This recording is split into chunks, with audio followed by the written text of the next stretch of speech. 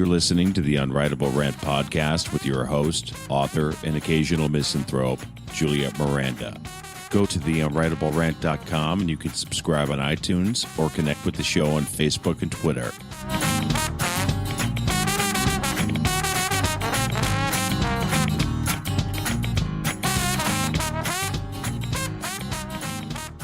Hey there, y'all.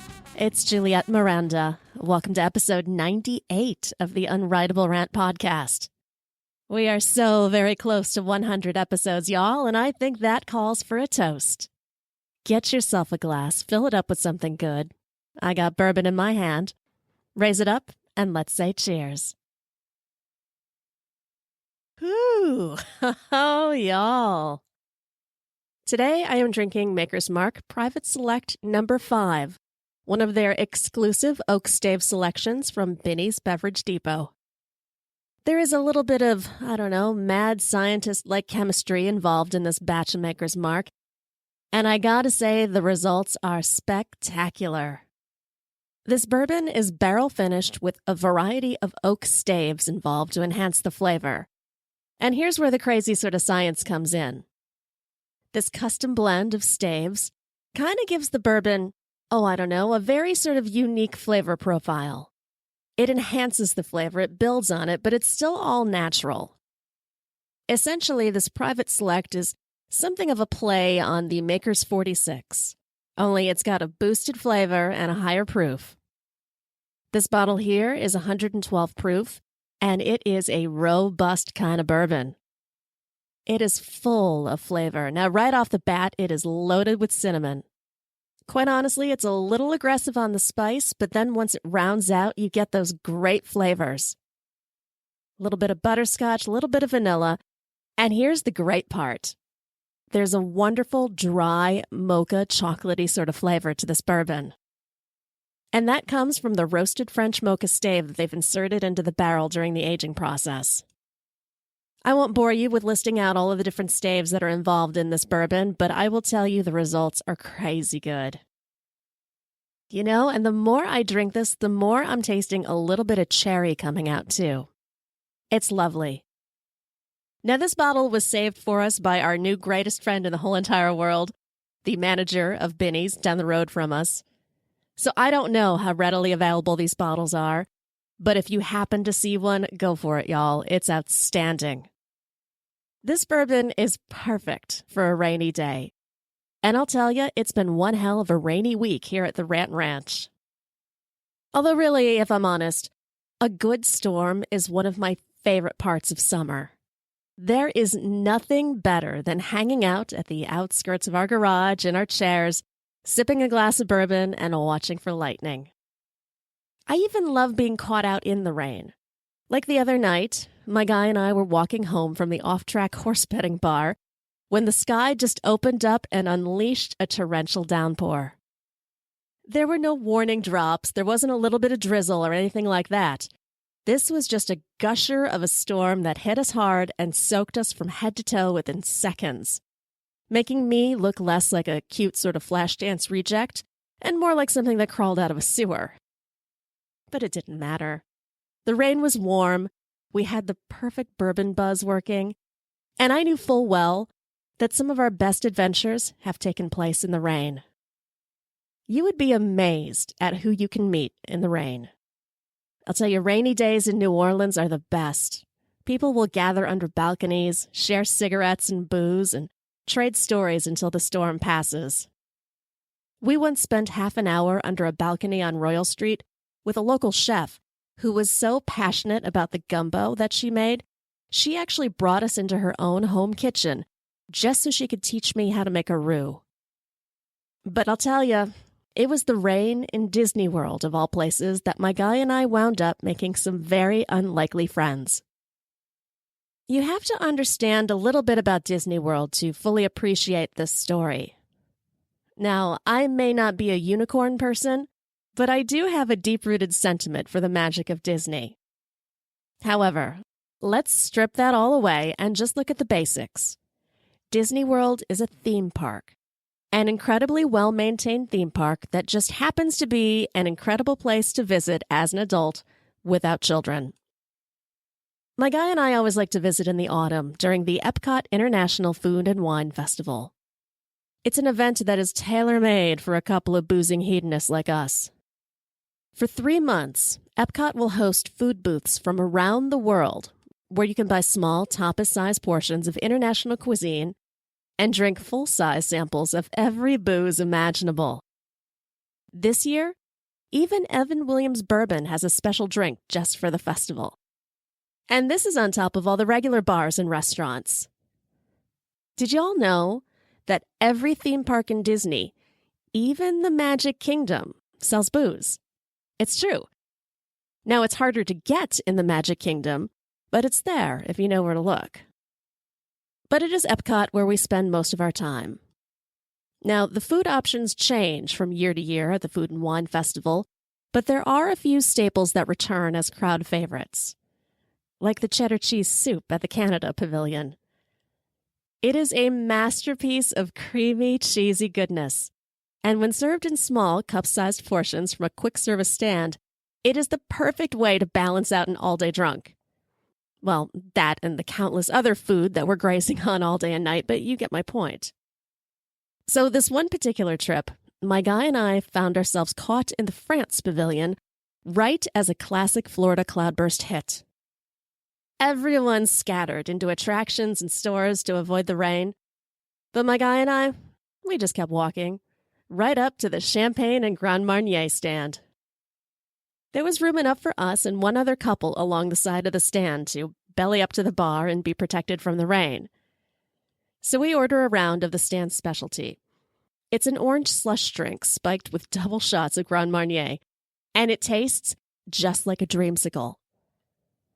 I'm not normally one for sweet, icy kind of cocktails, but this one, it's heavenly.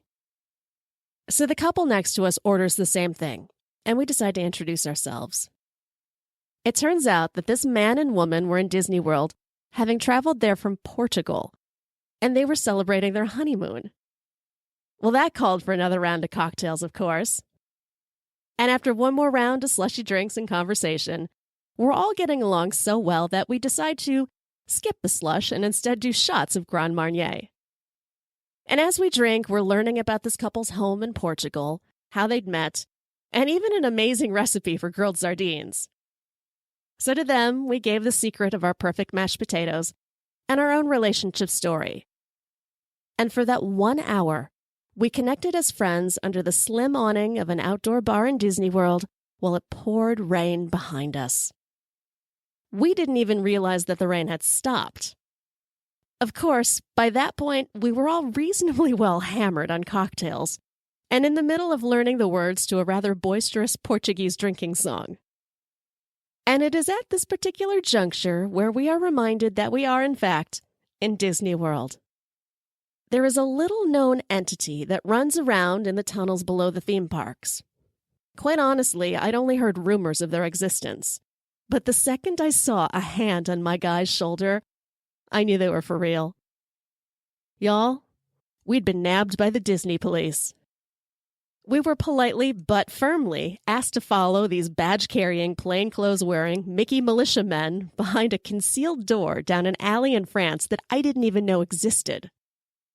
It was the swiftest police escort I had ever received. I start to giggle quietly. I'm sure this wasn't exactly the American welcome our Portuguese friends had expected.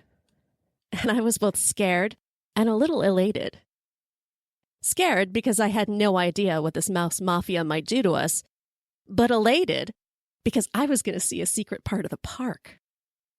Sadly, I cannot say that the small office we were deposited in was all that exciting. We had our IDs and hotel reservations checked, and we were informed that our behavior had been reported as being unruly. Unruly? A harmless drinking song bridging our cultural divides was hardly unruly. I'd give them unruly.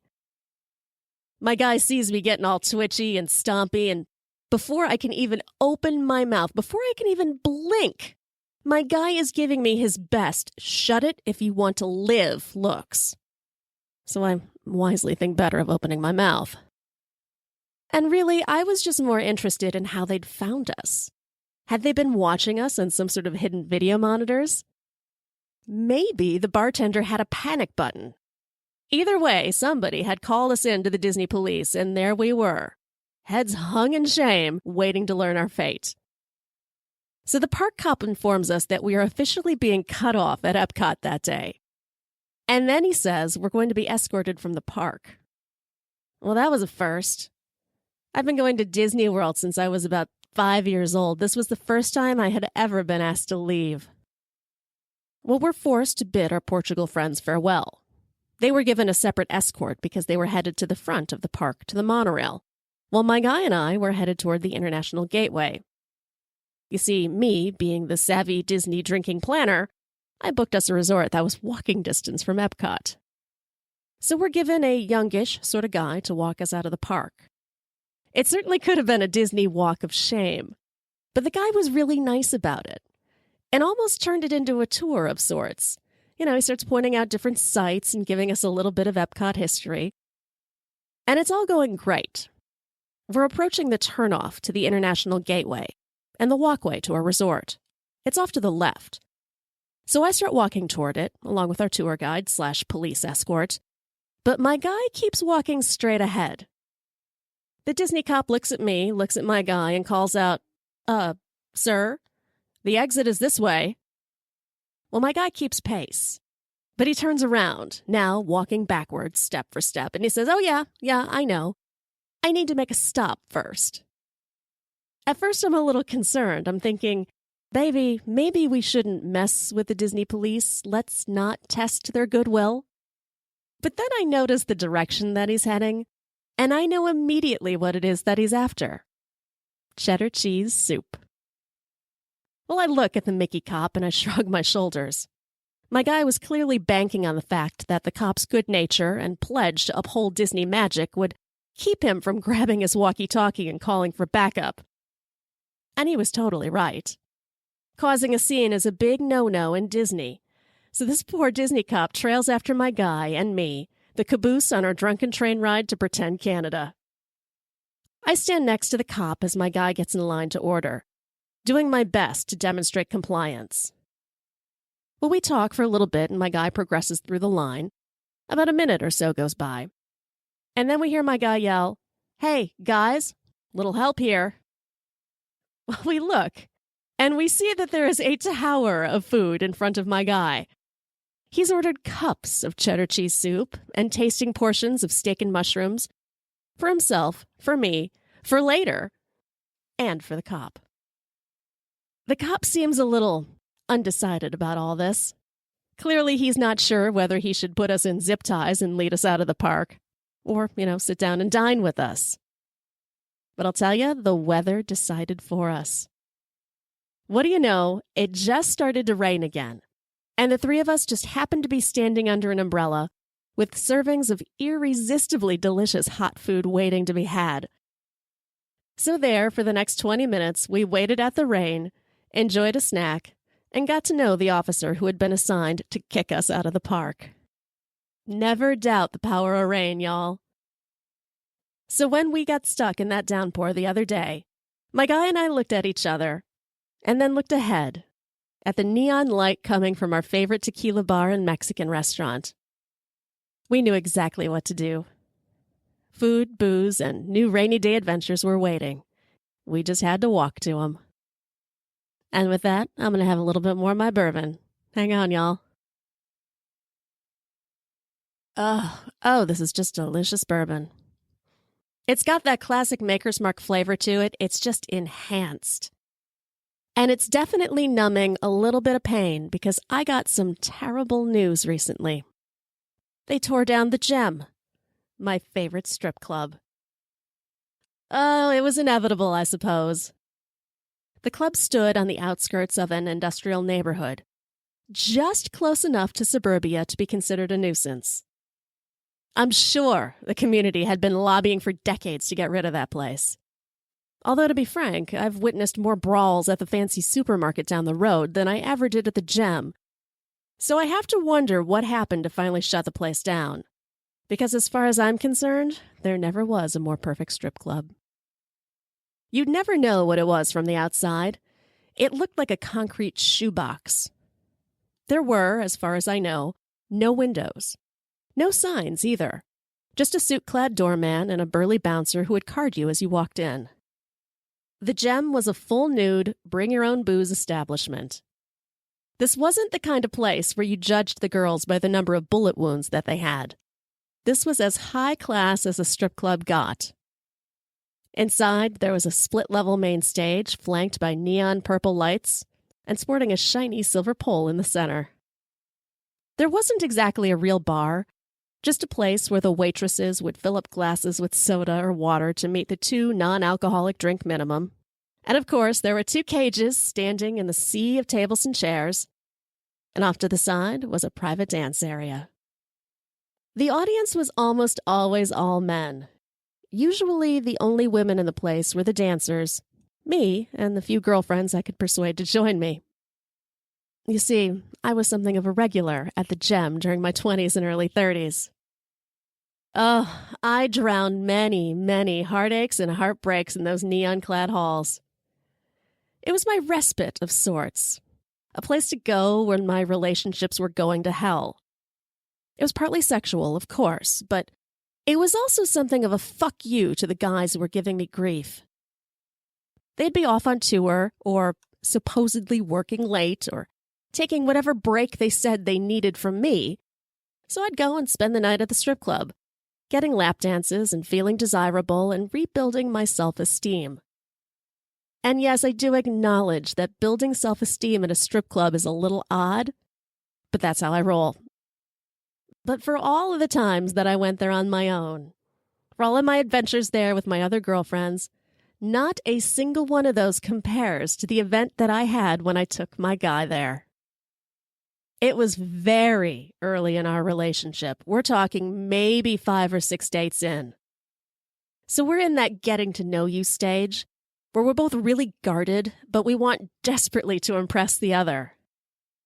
My taking my guy to the Gem was, for me, a way to test his openness and our sexual compatibility, and of course his manners.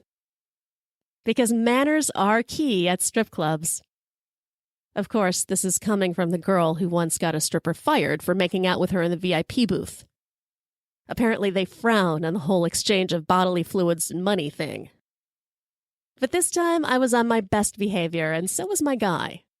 We'd brought along a bottle of bourbon and happily spent several hours watching and getting dances together.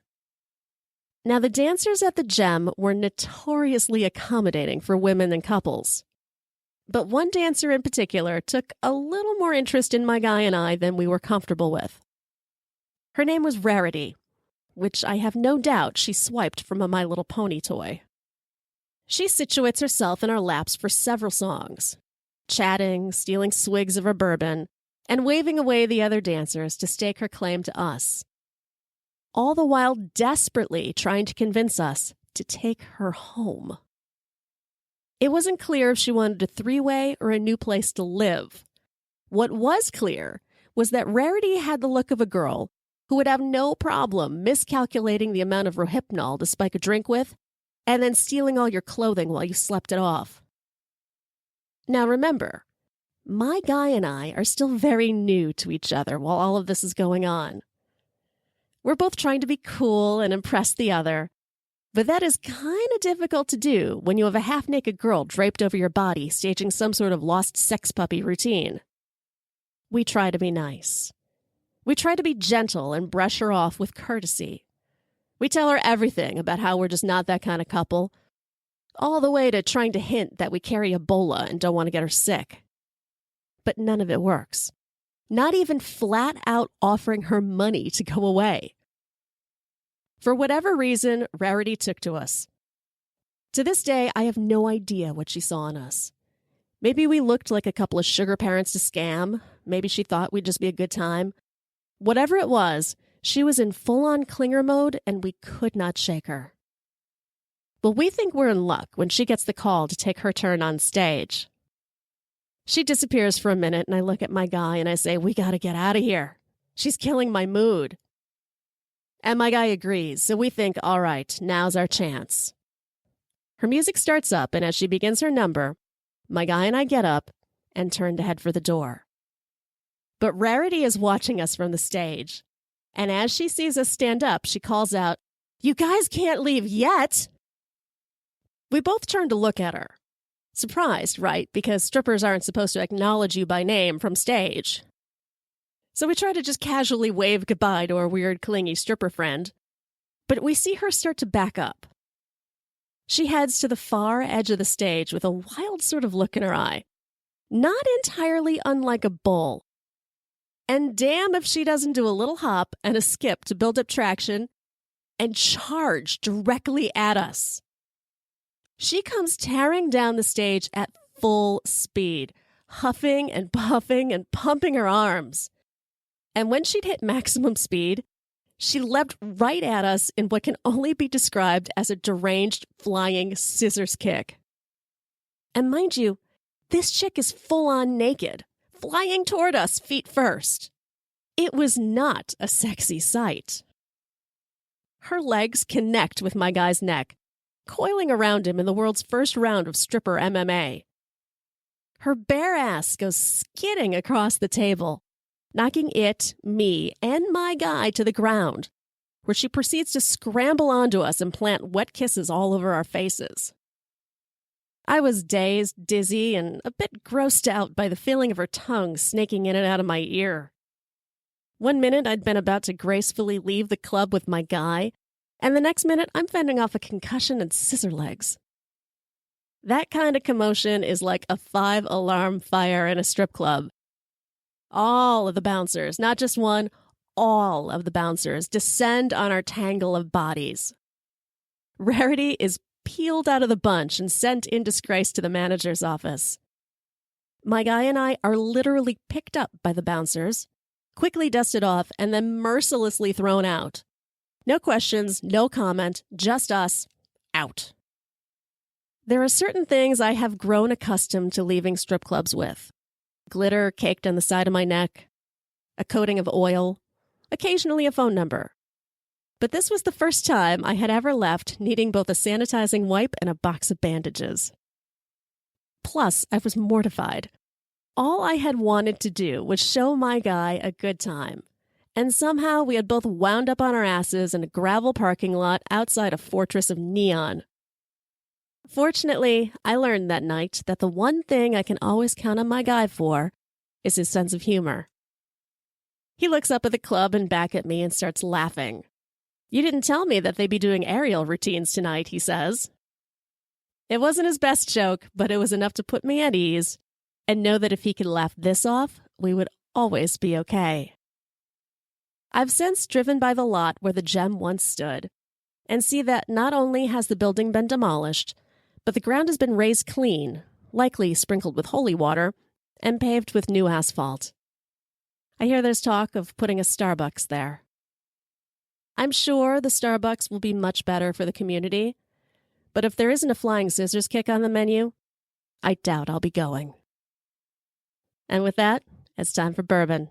Hang on, y'all. Oh, this bourbon, every time I sip it, I just find new flavors. Speaking of finding new flavors, in just a couple of weeks, my guy and I are going to be heading back to New Orleans. If you know of any special bar, any special restaurant, any place where you think my guy and I can find a little bit of trouble, hit me up on Twitter and let me know about it. In the meantime, I'm going to head on out and find myself a few new adventures. Drink up, y'all. I'll be back next week with more stories and more bourbon. Hope you have a great one. Cheers.